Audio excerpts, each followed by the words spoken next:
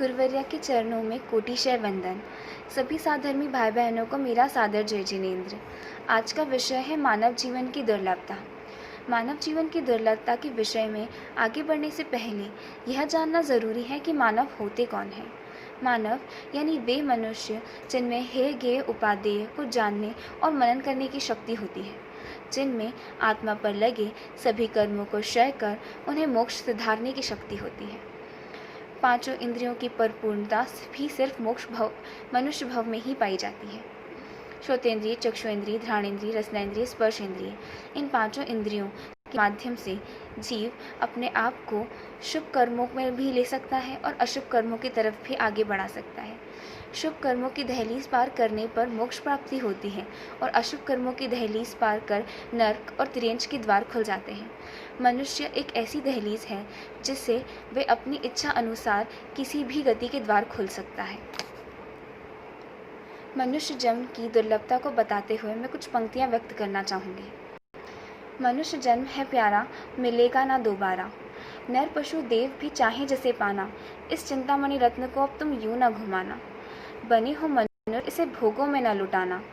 करो पुरुषार्थ ऐसा कि हो जाओ मोक्ष को रवाना।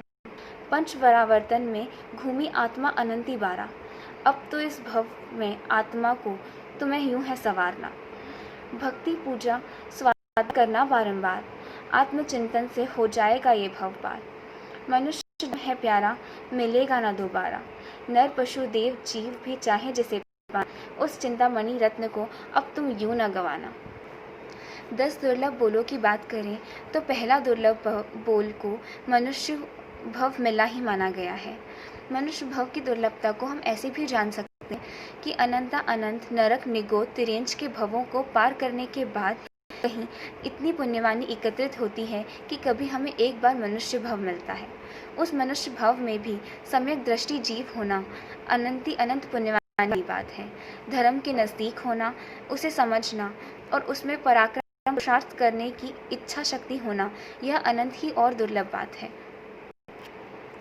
इस कलयुग में जब सभी कोरोना महामारी से पीड़ित हैं, हम धर्म के मर्म को समझते हुए मनुष्य भव की दुर्लभता के बारे में चिंतन करना चाहिए और अपने आप को धर्म के और नज़दीक ले जाना चाहिए। सामायिक स्वाध्याय, ध्यान, प्रवचन आदि में लीन होकर अपनी आत्मा को आगे बढ़ाने का एक प्रयास करना चाहिए।